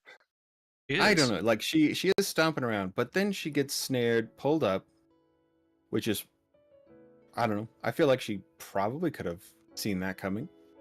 But But that gets her up might into be the air, so buddies. she's out of the way, and then he gets grabbed. Yep. Harry Or gets attacked, I guess, grabbed, or something came out of the bushes and just he's not having a good day. Something came out of the bushes and just absolutely clobbers him in the face, in the jaw. I don't know if it's the same spot that Murphy hit him or maybe the opposite spot. Either way, sure, the jaw is very tender. And they start to like tangle and get this altercation, and the figure gets Harry in a headlock and is choking him, which Jim Butcher, why do you tease us? That's the end of the chapter. Maybe he's just in a headlock. Boop. Yeah. And he's like, I can't over. breathe. I'm just in. Harry is have Have a Harry bad book, is have a bad book. That's true. Yes, Very he's bad not book. having a great book. He's not having a good book of the time. Yeah, so that's the end of the chapter, and he's just stuck in a headlock. I think this might be the chapter I actually stopped. I had to force myself to stop, which was so hard. Can't 'cause I believe was that. like- oh, it's like, oh, are Well, you that's- dead? It was like 2:30 or 3 a.m. in the morning, and I had to Oh, get up early the next day, and I was like, okay, I have to go to bed, because otherwise I'm just gonna finish all of this. But no, it's so I could see why you read past, because my God, it's so good. Popping. It's popping. Yeah, I still don't know what to think about Tara. It's just like some things line up, some things don't. Sleep is overrated. You're so true, Wander. Sleep is so overrated. That's what we have coffee for and caffeine. We don't need sleep. Only works so well though. Yeah, it's true. It's true. She's a caffeine addiction. So we start off chapter 15. Harry being strangled, still mid-strangle. I think it actually starts the chapter with, I stopped trying to struggle against the man who was choking me. Instead, I grabbed his wrist and prepared to do something foolish. And I was like, yes, do it, Dresden. I love foolish Dresden. So then he starts talking about, or thinking about, something that's very interesting. He starts talking about how spells, and granted, he's described it how spells work in the previous book, and I think at the beginning of this book too, but throughout both books. But something he hasn't touched on is the verbal components, the words of spells, because he said them in the past, like with his wind spell and all of that. He said an incantation of some kind, and he says that spells can be done without words, like without the verbal component. However, words provide a sort of insulation as the energy of magic burns through the spellcaster's mind. So you don't have to use words if you are okay with taking a little bit of hurt. Which is super interesting, because then I was like, well, okay, does it have to be specific words? Apparently not. They have different meanings. Yeah, and that's why people... Words. Yeah, exactly. He said that people sometimes choose ancient languages, and sometimes... Because apparently... Because you don't know what they mean anyways. Yeah, exactly. Like, it's not the meaning of the word, it's your connection. So if you say, you know, bam, or whatever, and you connect that specifically to fire, that's what insulates your brain. I like that. The BAM spell. Bam! Bam! Bam! I thought that was just super interesting, because I always thought, you know, like Harry Potter's, like the incantation is like a huge part of the spell. Correctly and Right. do the flishy wicky swishy flicky. Yeah, exactly. And I was like, oh, you don't Grab his wrist. need it. So no focus item, so no blasting rod, no staff, no words on this one. Just No bracelet, no alright. ring, no pendant. Yeah. Just grab. Leviosa. Yes, exactly. Oh. Yeah, and we've seen so much power from Dresden so far. Yeah, exactly. We've actually seen him overdo it, like with the elevator.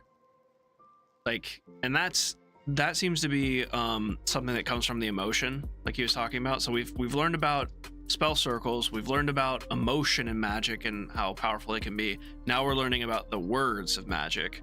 And I am gonna, so this is a little lengthy part, so I apologize, but I am gonna read these 2-ish paragraphs of what of what happens when he releases the spell. So like you said, he grabs his wrist and he focuses his energy and releases the spell. And he said, first, a rush of blinding thought, brilliant and wild and jangling, I'm not sure if I wrote that word correctly, went through my head. My eyes swarm with color, my ears with phantom sound, my senses were assaulted with a myriad of impressions. I'm gonna stop here just for a second. Well, actually, let me finish this paragraph. The sharp scent of earth and dried leaves, the rippling scratch of the scent of a centipede's legs glittering up the skin of my forearm, the sensation of warm sunlight against my scalp, dozens of other I couldn't identify, things with no basis in reality, which is very interesting. They were a side effect of the energy rushing through my head. That is... So first off, it reminded me of the third eye. I mean, not the 3-eye drug, but him opening his third eye and like his senses like just being so powerful. Bombarded, just... Right? But, and even like... This is like extra colors and sounds and just... And maybe it sounded like maybe he's seeing to like another plane as well. Kind of like a third sight, but just... more painful. Ooh. His wizard sight, it does sound more painful because the wizard sight, like, though if like people stared at it too long, it would drive them insane. It didn't sound like it caused him any physical pain, and this very much sounds like it's causing him physical pain. Even that first part, the rush of blinding thought, was very interesting, brilliant and wild, and it just sounds like just utter chaos, almost like Lovecraftian, like when you look into the void and it's just like madness. It sounds a little bit like that. And then the second part, well, first off, did you want to add anything to that first description? Okay. The second thing that happened was a surge of electricity gathered from the air around me to my fingertips, gripped on my attacker's wrist and surged up through his body and surged up through his arm and into his body. He convulsed against my back, out of control. So it looks like, I mean, obviously that's the desired effect of the spell. Now, granted, is that the strength of the spell he was going for? We don't really know, but I guess the words just shield from the first part and maybe add a little more control of the second part. But how cool is that? And luckily, this guy is quite the behemoth of a man, so... Oh, yeah, sorry. I didn't mention that before, but yeah. That's, he's as tall. Like a bodybuilder. Yeah, pretty much. He's as tall as Dresden, but, like, double as wide or something. Like, super jacked. Which, correct me if I'm wrong, the picture in the house, didn't he look, like, gaunt and, like, skeleton? Or was it just his face? So it's his face, and now specifically, that makes me think of a bodybuilder. Dorian Yates specifically. When he would go to competitions, he would be so thin because he would get the fat layer so down that he looked like a skull on his face. Because you would like dehydrate or whatever you do to get the fat off, so you'd be like so little fat that you just look gaunt, you know. And I guess especially in your face, you don't like there's not a lot of extra muscle in your face. It's not like something you work out your bicep and your bicep gets big, you know, you see the veins and things like that, but you don't work out your face. It would just lose the, like you said, the water and the fat. And you'd lose the fat. It would be bones, at least on the cheeks, and then you'd have like some muscle around your jaw. But other than especially that, the neck. You definitely look gaunt. Yeah. Yeah. Okay. Yeah. So there's Harley just laying there, like convulsing and just like stuck and looking up at the sky. And this is the point where Dresden really gets a look at his eyes. I think this is also, yeah, this is straight out of the book. It was his eyes that showed me the most about him. Because this was after he was describing how like jacked he was and stuff.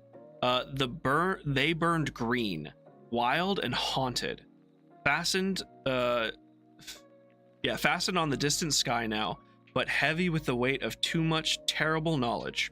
It couldn't have been easy to live with a curse like his. Which makes sense, because turning into a werewolf would be like, you'd be physically ripped and like fit and strong, but I can't imagine what it'd do to a mind, you know?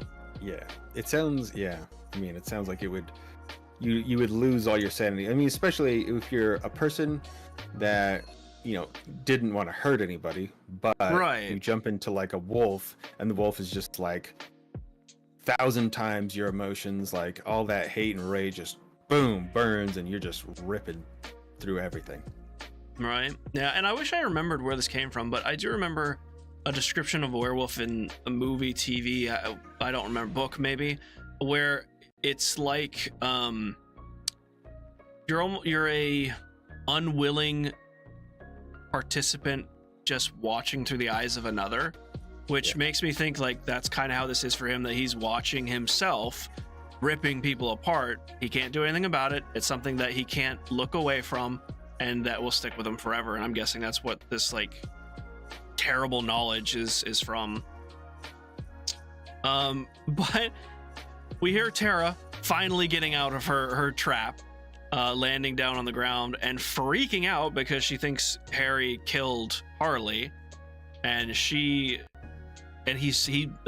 makes the observation that he sees her eyes and they're just filled with murder, and he's like, all right, I didn't just get beaten up, shot, beaten up again, choked out to die to this chick not checking her husband first, or her fiance or whatever.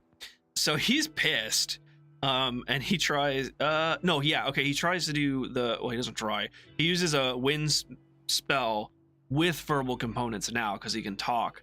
But his emotions again get out of control, and when he literally says, all I had wanted was something to spin Tara around and then plop her down on her ass, he turns this whole scene into I don't want to say a wasteland, but all the autumn leaves like fly off the trees. The tree trunks and trees are pelted with rocks. I think he said a half ton of dirt. Off, yeah, the bark is ripped off everywhere. Like exactly. And 50 freaking feet circle, basically. If like a twister just went off. I mean, he said a half ton of dirt too. That's a lot of freaking dirt. Just chucking her back. Oh yeah, she goes flying. Thank God she's not human, because I think that may have actually killed a human. That's what I was thinking. I was like, jeez. Yeah. And then I imagine she like pops her head out of a bush, and she's just like frazzled, confused, and like scared. Yeah, it's just like, oh God. And then Harry's like, see, he's breathing. And then she's like, she comes back covered to in it. Dirt, just like, yeah. Okay. And then both of them are like, holy shit, don't mess with this guy. Basically, is what their expressions say to me. Like that's what I was thinking. Like they're like, oh, he's the real deal. Don't mess with him. Yeah, I got the same. Absolutely. Thank you, Tina. I appreciate it. And Harley kind of apologized, like, oh, like I didn't see Tara. I'm sorry, I didn't recognize you. I just kind of act out of instinct. Which I'm buying. I like, okay, he's on edge. Yeah. He knows he killed Kim. He's freaking out. He's just trying to hide. Which he actually says, like, he asks, is Kim dead? But Harry's like, he said it, but it wasn't a question. Like, yes, she's dead. And Harley, I think before that, no, actually, yeah, at that point, he knows Harry is the real deal and that they need to talk. So he leads them to, I thought it was a cave, but I had to reread it. He leads them to his camp, which is hidden in the overhang of Bank of Earth. And it like describes the roots like above them and things like that. So yeah, so it's almost a cave. So it's got like, if you imagine like a tree on the top of like a big dirt mound coming out, and the tree is actually, the roots are just sustaining the ground, so it's not collapsing essentially. Yeah. And I could see that. You know, those, like, I've seen those mostly in like movies and video games. I don't know if I've really seen that in real life, but because they're probably pretty rare, but they're just really cool looking. Yeah, they are. They are very cool. Oh yeah, this is the part we were talking about earlier, but he asks, "Do you remember what you did?" And Harley says, "Pieces. The curse, the rage, which I guess kind of counters my point earlier that I was like, I was describing werewolves being like you're an unwilling participant looking through your eyes, but so you don't see the whole picture, but you do get pieces apparently. And I'm sure you remember the worst parts. He says, the rage, it comes to me, there's nothing left but a need to hurt something. Because he says, he asks Dresden, have you ever been out of control angry or out of control with rage? And he says, yes. And he says, he's like, okay. Once. Yeah, he says once. Yeah, we know. That's probably when he killed his master, obviously. Yep. So. Yep. And Harley's like, well, maybe you can understand. And then that's when he describes like it's pieces, it's the rage. He said back in Nam, he didn't go much into detail, but he says back in Nam, everyone in my platoon died but me. And I was so filled with rage. I was so out of control. I knew a full moon was coming. And I started killing until there wasn't anyone left alive within 2 miles. Like, oh, wow. Okay. And that was probably... He is a serious machine. Like, yeah. That's soldiers. Yeah. I mean, those were like... There were soldiers. I imagine the rage was like quadrupled, if not more, because he says like everyone from his platoon died. Those were like in terms of military, they were like his family. They were brothers and sisters to him, and to lose all of them, I assume in a short amount of time, I'm sure he just like embraced the rage, which also might be where some of that troubled past comes from that he was talking about earlier. But Harry asked him some more leading questions to try and fill in the pieces that were missing. How did he find Kim? Was it through the activist functions? He said, you know, at first, yes, but he worked with her, and someone broke his circle, which is an interesting point we'll get to here in a second. And he asked Kim, and then Harry asked him that, did you ask Kim to fix it? He's like, yes, she said that she could. And then Harry's just trying to fill in all those pieces. Like, okay, last month you were meeting with the Marcones for business partners, and he said, yes, but I didn't kill him. It wasn't a full night, or excuse me, it wasn't a full moon that night. So Harley acknowledges the fact, like, he knows about these other killings. And he knows he didn't. Well, obviously he knows about that one because it's someone he was doing business with. But he defends himself. You know, it wasn't a full moon. So Harry's trying to gather all these new evidences, and he's like, okay, kind of lays it out nicely. We need someone. The murderer is someone who knew about the curse, knew about the circle, knew what it is, knew how to break it, had the ability to enter your house, and that's where like Marcone kind of came up in the conversation. Like, yeah, Marcone was part of the dealings, but it didn't make sense that Marcone would know about the werewolf part, the curse part, or the circle part. So, and even if he did, he would have sent some guy in an alley to kill you anyways. Right, exactly. It was more his style. Yeah, that's right. I forgot about that. So we're just trying to fit all these pieces together, and it's just, there's still just too many unanswered questions. And then Harry makes the point of like, well, he's almost playing devil's advocate for himself. He's like, well, you might be lying, you might be the killer, you might be covering it up, you may have gotten someone else to kill those people, and which is what a detective has to do, baby. Oh, yeah. It's you have to, like, even the areas that you don't think are possible, you have to, or plausible, you have to still question them. That's what a good detective does, at least. I also found it interesting that Harry purposely like had to force himself to be flat toned, I think would be the best way to, or the way he described it. Like, he's not accusing, He's not saying you're lying. But Like he's just like not in a good place. no. Well, he's pretty pissed. Especially with Kim, like he lost someone. So to this person, whether he was out of control or not, he still killed Kim. So, and then he kind of flips around. Well, okay, maybe Harley was set up. And then I thought it was interesting. Harley asked, "Who would have interest to set me up?" It's like, well, I mean, you tell me. Who would that be? He's like, that's the $1 million question. And then he kind of, Harry kind of just thinks to himself again, like, well, okay, who are the major players? And again, he's like, Tara wasn't human, not even a little, he says. And then Harry went fishing and he asked Tara a very specific question, which I kind of forgot about, to be honest. Like, I remember it happening, but I didn't connect it to really anything. And he's like, Harry asks, the girl. Yeah. Yep. He asks Tara, how are Georgia and Billy? Georgina and Billy. Yeah. And she was taken aback by it. She just wasn't sure how to answer the question. And Harry looked at Harley, and he very clearly did not know what he was talking about, which means that she's keeping something from him. Yep.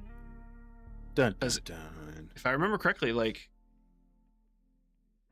with the department interaction, no, Tara didn't say. No, the Georgina, the girl, said that Tara told them not to move again tonight. Yeah. And then Billy was saying like, we're gonna go get him. We're gonna get all of them. Till all of them are dead or something like that. And it's like, okay, well, Tara knows about this, or is direct cause of this group. What is going on? Yeah. What's going on here? Weird. Fortunately, we don't get an answer. At this time, both of them perk up immediately, very dog-like, in my opinion, and like staring at one location.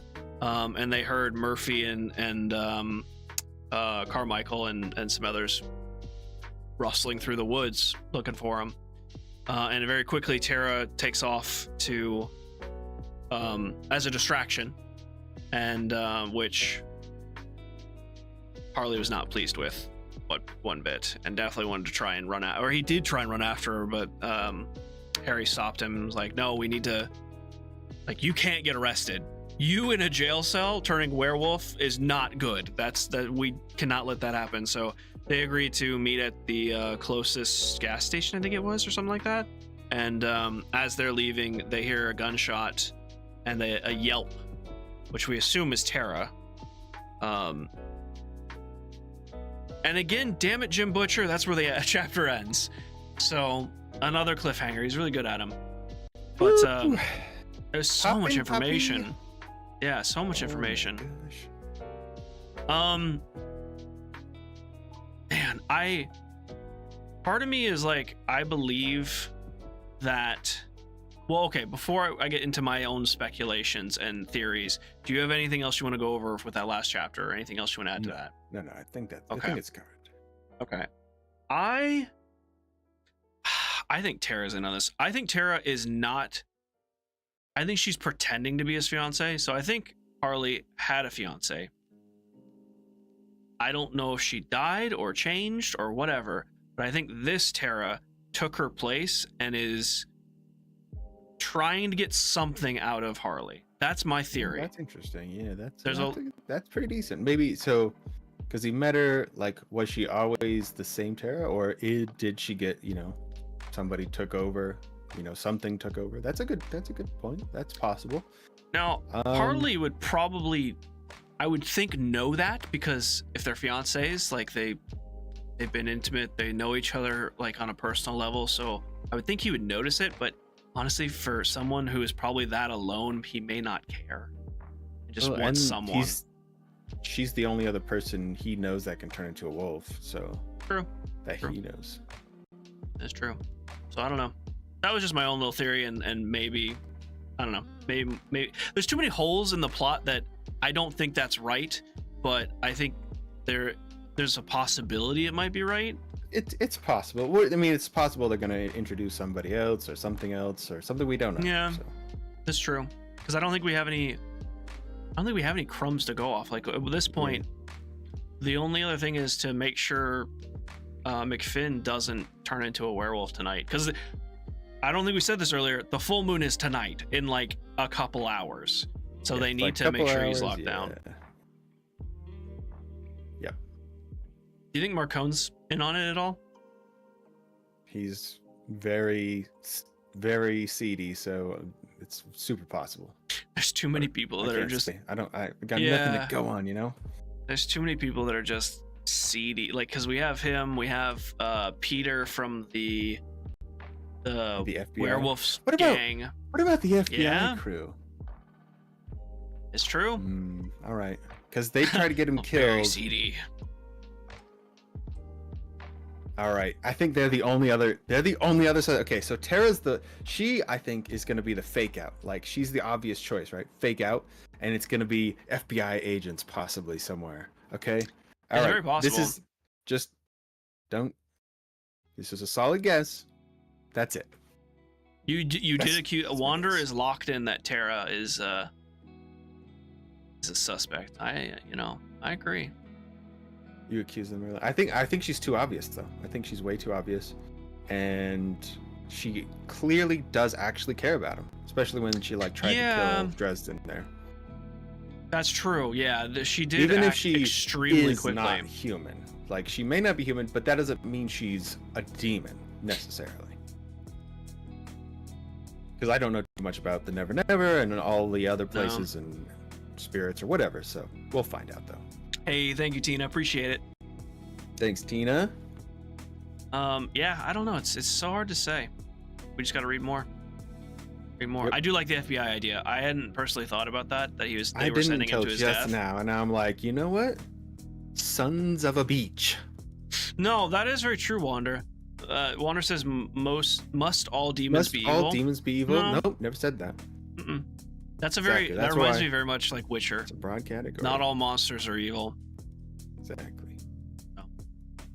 Well, we won't know until we read more, and that's what we're gonna do. Gosh darn it! Next week. Oh. Next week will be 16 to 20. Yeah.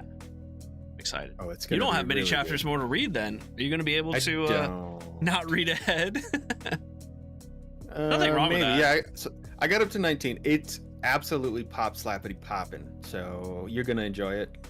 As soon as you read it, you're gonna be like, "Dude, are you kidding me?" And I'm gonna be like, "No, that happened." You were asking me that you said that how did I stop at the end of the chapter?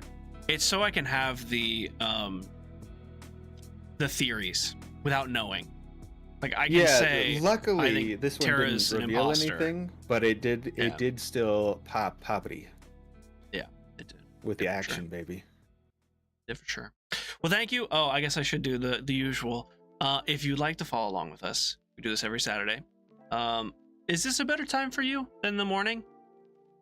Not We necessarily. play it by ear. It's Okay. it's just because like so I was part of my son's therapy session, Right. Mhm. So I needed to be there, and my son wanted me there again next time, but I don't know if it's in 2 weeks or maybe a little further off, Okay. since things might change the schedule. So the normal time We'll play is it. fine, but yeah, we'll have to see. I'm not sure what the timing is yet. Well, if you want to stay up to date with it, we post it on our YouTube channels ahead of time, and also we post on the Discord. And there's a book club channel in Discord. If you like to follow along with us, ask questions, you're more than welcome to. Also, in the description of the video, leave a comment if you have any questions or your own thoughts. No spoilers. No spoilers. But yeah, anything else you'd like to Every add? Saturday though. Nope. I'm Zeno, and this is. This is book club. I don't know if you're pointing Oh, on the right what's your side of name? yours or because Well, that's the right way on on mine. This is the right way. Yours is Yours, yeah. it's this way. Okay. So I'm doing both. And I'm book club. Wait, No, damn. and I'm Wolfman Mozzie. Sorry. Yeah, there you go. And this is You book got club, and we'll be back next week. But we'll also be streaming this upcoming week, so come hang out with us, play some games, and have fun. it. We'll Thank see you as there, always, baby. my sexy host. No, you sexy beard host. All right, guys. Take care. All right. Thanks, everybody. See ya. Bye.